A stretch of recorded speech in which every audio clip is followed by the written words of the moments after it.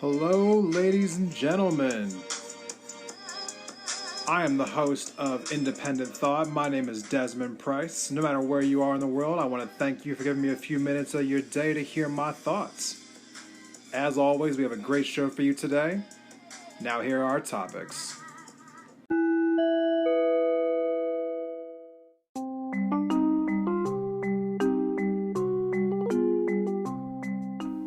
On today's episode, we will be discussing the ongoing feud between Bernie Sanders and Elizabeth Warren. What exactly happened, and what is my take on it? And in our second segment, we'll be joined once again by Christopher Tracy to get his views on what's going on with that as well, and on what's going on with Bernie and his potential bid against Donald Trump in the 2020 election. Stay tuned.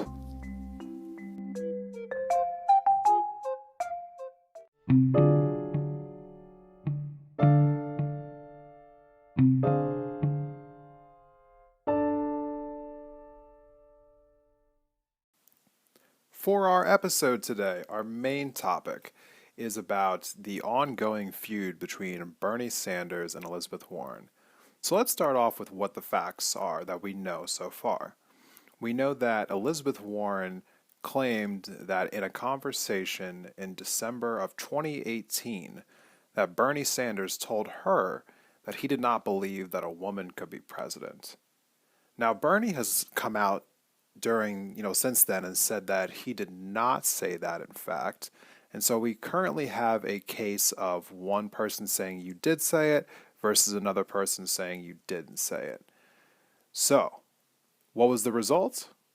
The result was that a couple days after this story first was leaked by some Elizabeth Warren staffers, that Elizabeth Warren herself came out and confirmed it to be true. Now, since then, Bernie Sanders and Elizabeth Warren were on the debate stage in Des Moines, Iowa for the 7th Democratic debate of this primary season. The moderators, of course, asked the question to both people. They first asked Bernie Sanders, "Did you in fact say this?" He said that he did not say it. Now, after the fact, they turned right to Elizabeth Warren and said, "Now, Senator Warren, when Bernie Sanders said this, how did it make you feel?" As if they were saying that even though that Bernie said that he didn't say it, that he definitely did say it. Now, a lot of people have come out and objected to the moderator phrasing the question this way because it was presuming the guilt of Bernie Sanders for reasons unknown. And since then, CNN has taken many opportunities to just basically call Bernie a sexist, say that he's a misogynist, say that he doesn't believe in women, basically saying that Elizabeth Warren was completely right in her assessment of the situation. Now, many have asked the question, could it just be a simple fact that she misheard him? I mean, it doesn't really seem within Bernie Sanders' character to say that a woman could not win the presidency, given how hard he campaigned for Hillary Clinton once she became the nominee in 2016. On top of the fact that it was Bernie himself who asked Elizabeth Warren to run for president in 2016, only after she said no, that he then did himself so that a progressive voice would be heard in the primary process. So, where does this all leave us? What exactly should we believe from this? And does this matter? All of that and more in our final segment of today's episode.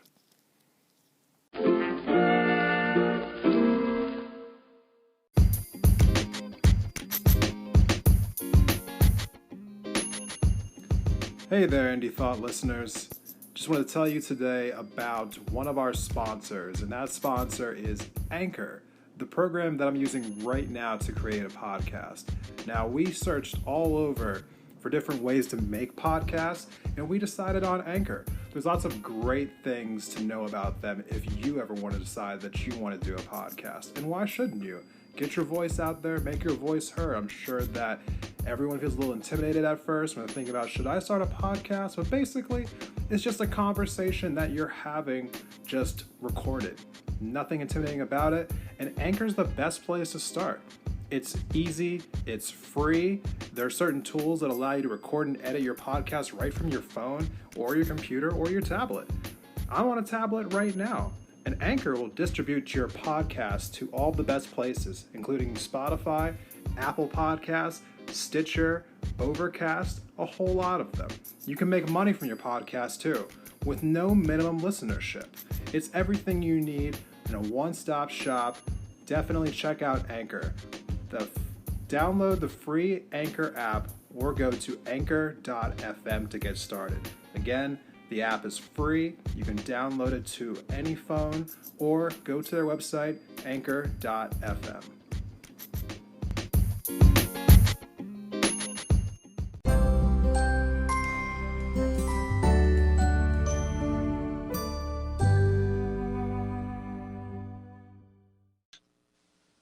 Welcome back to the show, everyone. I once again am joined by our guest, Mr. Christopher Tracy. Chris, how you doing today? Doing good, D. How about you? Not too bad. So we are here today to talk about a couple different items, one of which was something that you brought to me earlier today, an article that was written about Bernie Sanders. What was the article about?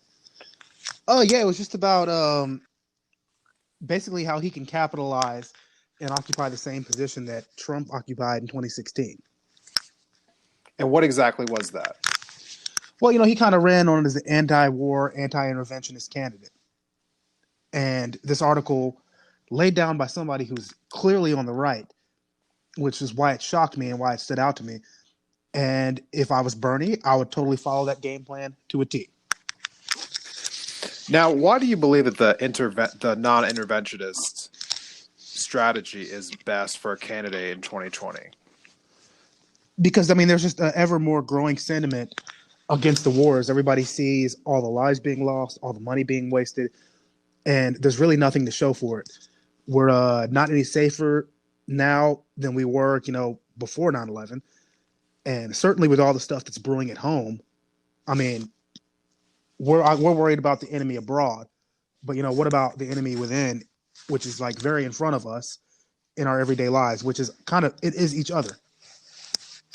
Okay. So you believe that we should be spending more resources here in America than in wars in other countries? Absolutely.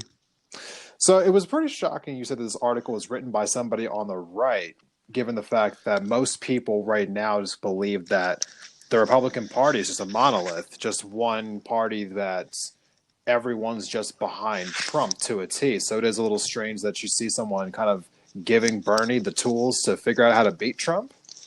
Yeah, and this guy is clearly on the right, and he still takes up for Trump. As a matter of fact, this guy ran for president twice in 92 and 96, and Trump kind of stole his platform to a T and also criticized it, I think, late 90s. And what was this guy's name? Pat Buchanan. Pat Buchanan. Okay.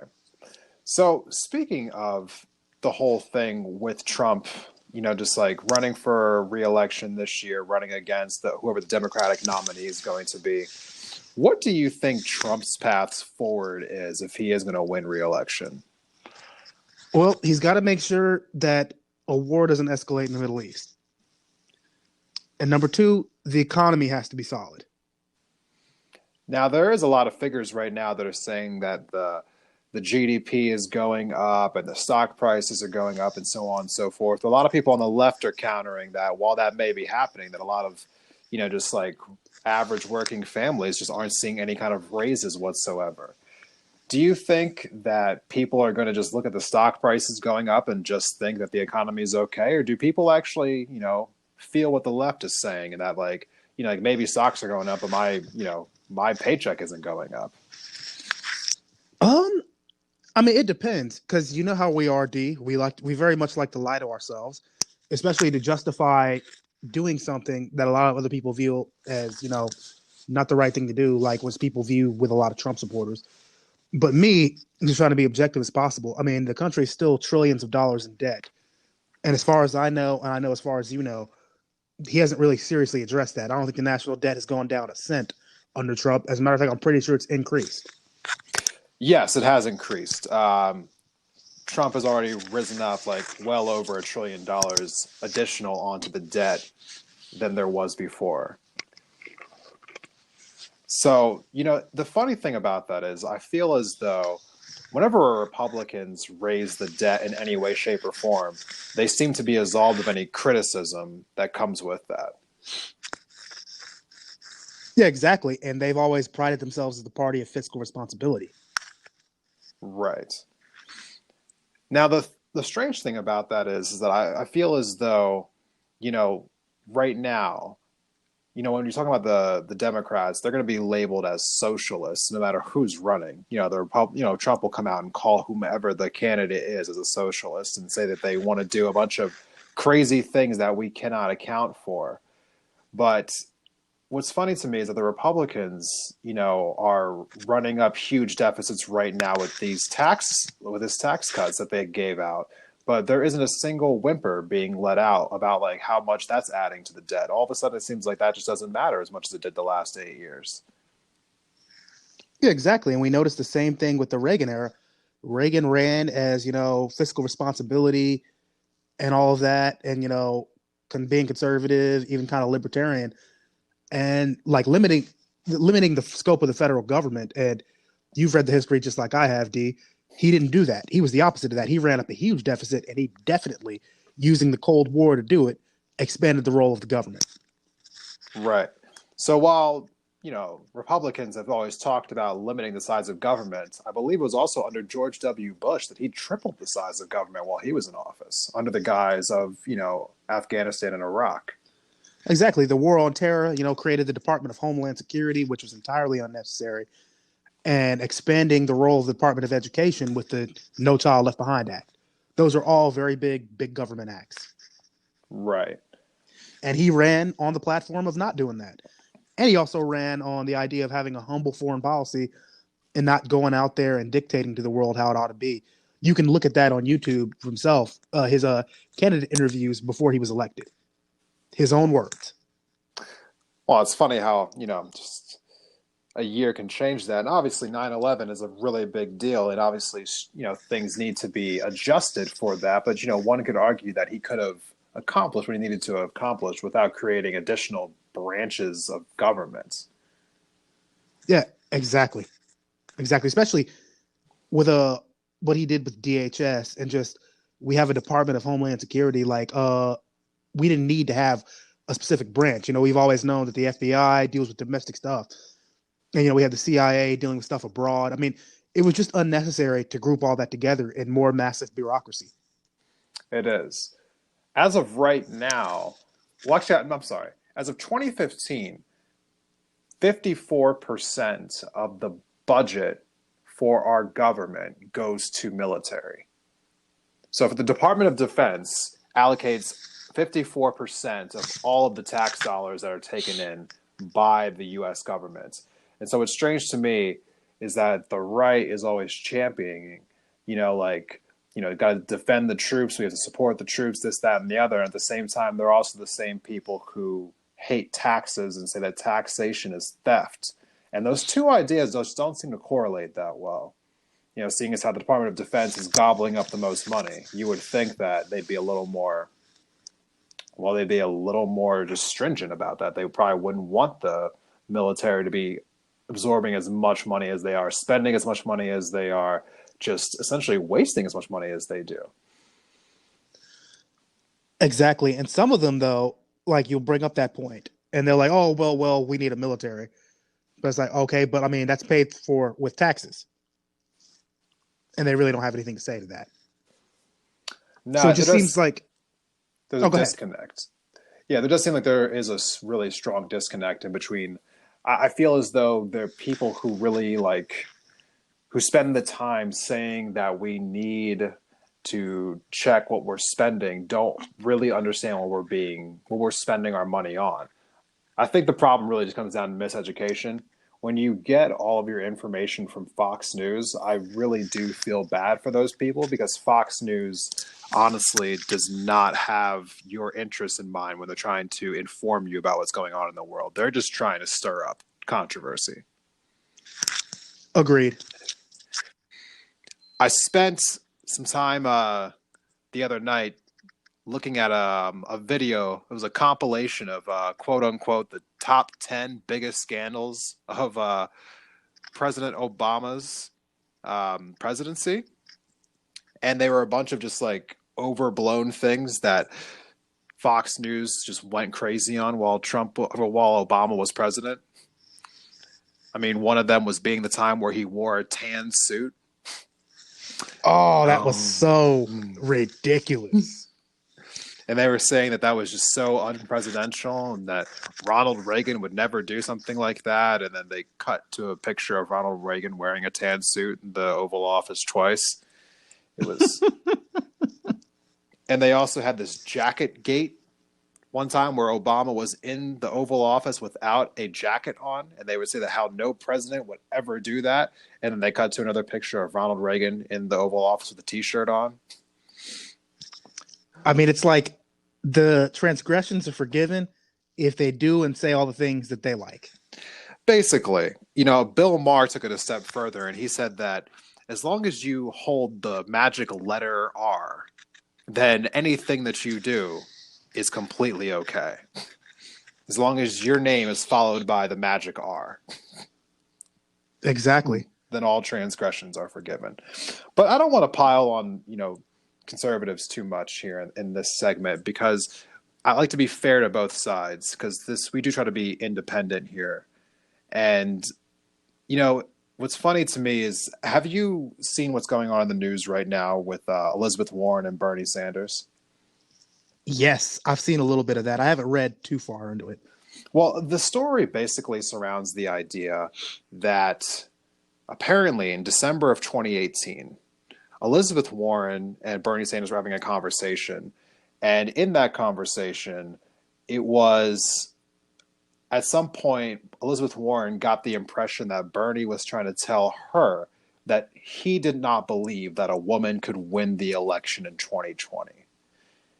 So Bernie claims that he wasn't trying to say that he didn't say that, he doesn't remember saying that, but Elizabeth Warren claims that he said that. And now she decided to leak this to the press about a week ago for a conversation that happened 13 months ago. So what is your take on this story? Because I have some feelings that I'm going to touch on in the next segment, but I want to get your story. I want to get your take on this. You know what? I'm not really sure what to make of it at all. I mean, yeah, could Bernie have said that? Sure. Do I necessarily believe that he said that, considering the timing of things? I don't know. It just seems like a case of he said, she said. It does. And what's interesting is that the media right now, especially like on CNN, is taking it as if Bernie definitely said this and that he is some kind of sexist now. Like I said, I mean, he could be, but like we don't know. And this, for me, isn't enough proof of that, because certainly you haven't heard anything about his past in regards to being a sexist. Right. Like there's absolutely no reports of it whatsoever in any way, shape, or form. Like no staffers have come out and said that Bernie made them feel a certain type of way. No, I mean, this guy's been in politics since the 80s. You know, like it's not like he's just some fresh face on the scene. You know, like you would think that if there was some pattern of behavior here, you would see it somewhere else. Kind of like how Joe Biden was always, getting too close to people when he was giving them hugs and stuff, you know? Like there wasn't just one video of that. There was like 15, you know? Exactly. So See, I mean, there's a lack of proof. Right. And I just take it at face value. Like I don't really think there's anything deeper. And I really think this is just stirring stuff up. It does seem a little coincidental that the Iowa caucuses are in less than 3 weeks, less than 2 weeks at this point. Yep. So it does seem a little strange that it does come exactly at this time. It's almost like it was planned. It's Yeah, almost. yeah. But with that being said, we are going to go ahead and take a quick break. I wanted to go ahead and thank my guest here, Christopher Tracy, for coming in. Thank you so much, Chris. Hey, not a problem, D. Always good to be with you.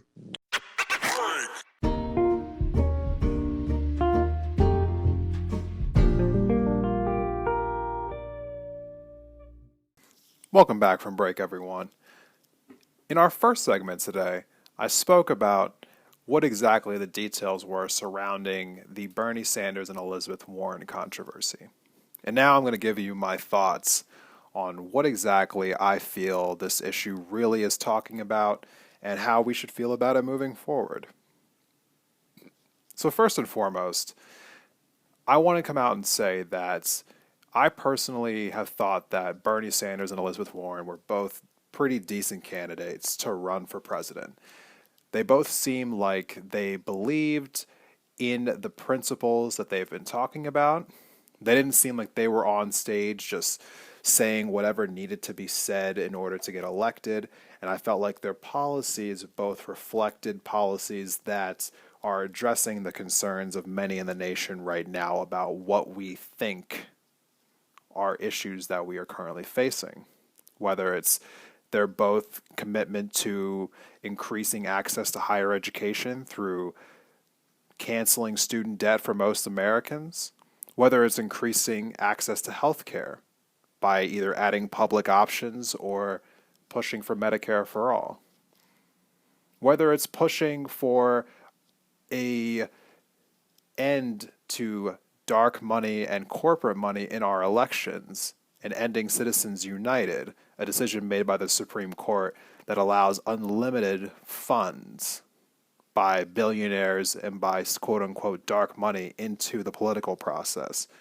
It would seem that Bernie Sanders and Elizabeth Warren seem pretty much aligned on most issues. So the question really comes down to this. What exactly is the motivation behind Elizabeth Warren's allegation here? Because let's call it for what it is. If this happened in December of 2018, and only now she is bringing this up, that means that Elizabeth Warren sat on this piece of information for over a year. So this conversation happened in December of 2018, and she didn't bring it up to the press at that point in time, even though she felt this way. Okay? And then she entered the race in either March or April of 2019. Didn't bring it up. Bernie Sanders entered the race shortly after her. She didn't bring it up. The first Democratic debate was held in June. She didn't bring it up. They were finally on the stage together I believe it was either in the July debate or in the September debate, I forget, but either way, she didn't bring it up. And all the while, she was saying about how she was with Bernie, how they were aligned, how they were friends. I mean, they spent one debate just defending each other from every single attack. And so a full calendar year has gone by through a Democratic primary process, and Elizabeth Warren chooses to have this story leaked 3 weeks before the Iowa caucuses. You know, it seems very disingenuous. If this story happened the way she said it did, and she is upset the way that she claims that she is, why would you spend a full year not addressing it and never once going to Bernie himself and talking about it with him in private, let alone talking about it in public? It's obviously a political move. Nothing more, nothing less. And when you make a political move of this kind, you're basically hoping that the American people won't look at it that way and they'll just take it as an attack on a woman. And that's just kind of greasy. There's no real way around it. I've really lost a lot of respect for Elizabeth Warren with this because whether or not Bernie said it, the fact that she used it as a political tool just kind of undermines the process. In a time where we're trying to champion women's rights and equality, I feel as though you undermined these movements by making a show out of them. If you really felt that Bernie said something inappropriate, the right thing to do is to approach him or approach him in the media, whether it's publicly or privately, when it happens. Not waiting until 3 weeks before a primary to just finally drop it in an obviously coordinated attempt between you and your campaign to discredit one of your rivals. That just doesn't make any sense to me. It's nothing more than just traditional Washington, D.C. politics. It's exactly everything that people hate about Washington, D.C. and the goings on there. We want nothing more than to have someone who is honest and someone who is just unapologetically themselves and someone who is authentic. And love Trump or hate Trump, he is 100% himself, and that's why his supporters love him for it. It's because whether or not you like the guy, that is who he is, and people can get behind someone who is just unapologetically themselves. Calculated political moves like this are just not something that people really want in their politicians anymore, and I just don't think that this is going to go over well for Elizabeth Warren. I wouldn't be surprised if her poll numbers go down after this. It's sad to say, but I really thought more of her than this. I feel like she was above this level of politics, but alas. Now, let's go to the counter argument here. What if Bernie did say that? I have a hard time believing it because there is nothing in his history that would lead to him saying something like that. There's videos of him in the 1980s talking about how women could win presidency in the 80s. And after essentially losing to Hillary Clinton in the 2016 primaries, he spent his time doing over 40 rallies for Hillary Clinton, trying to help her win the presidency the best way that he could. And as I mentioned in the first segment, he pushed Elizabeth Warren to run for presidency in 2016. This doesn't sound like a person who doesn't believe that a woman can win the presidency. It seems to me that this just was a case of maybe a misunderstanding, maybe misconstrued, maybe he just didn't say a sentence the right way. I just can't find it in myself to believe that Bernie just would do that, just given his history. There's just nothing there that would lead me to believe that Bernie is a closet sexist. I just can't buy it. But, you never really know, but I'm just going to err on the side of caution with this one. Bernie has nothing in his history that would say that he is this kind of person, and this wouldn't be the first time that Elizabeth Warren has said or done some things that are a little deceitful, a little deceptive. Her stance being wishy-washy when it comes to Medicare for all has led some people to believe that maybe she is just trying to say the right things. Her aligning herself with Hillary Clinton hasn't looked the best, given how most people feel that Hillary Clinton is a very corrupt politician. It's one of those things you don't want to bring up, but her stance with claiming that she was a Native American and how that all backfired. Elizabeth Warren hasn't always been the most honest person, and I hate to say it, but I feel like this was a calculated lie on her part, and it's sad because I really wanted to root for her and think of her as a better person than this, but history is just not on her side with this issue.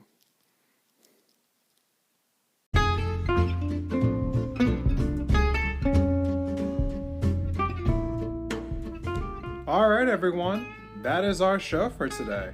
I want to thank you all for checking out Indie Thought. Independent Thought is brought to you by your host, Desmond Price.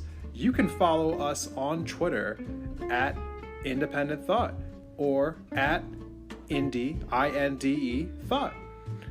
So, again, thank you all for coming and hanging out with me. For those of you who found me on iTunes or on Spotify, please go ahead and subscribe to us. Give us a 5-star rating. If you give us a 4-star rating, I'm inclined to think you're a hater. So don't hate. Thank you so much, and I hope to see you all next time.